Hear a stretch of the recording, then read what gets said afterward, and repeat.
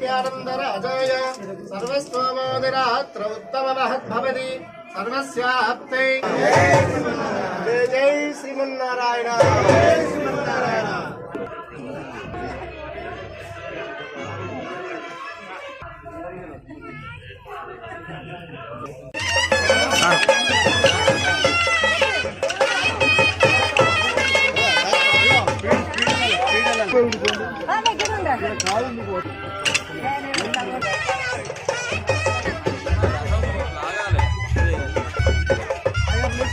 Back జరగండి, back జరగండి.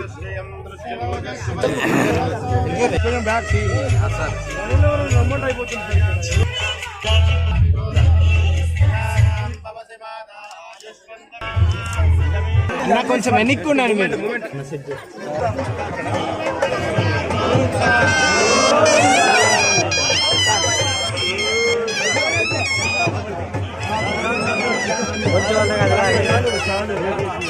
అంతే అంతే కొంచెం వెళ్ళద్దు.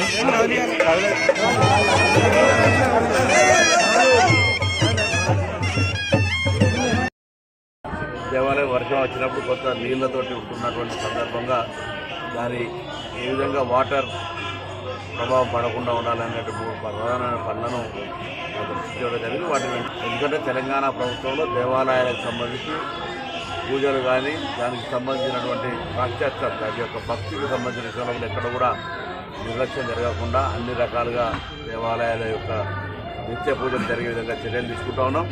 ఇప్పుడు కాళేశ్వరంలో సరస్వతి పుష్కరాలు కూడా ప్రారంభమైనాయి.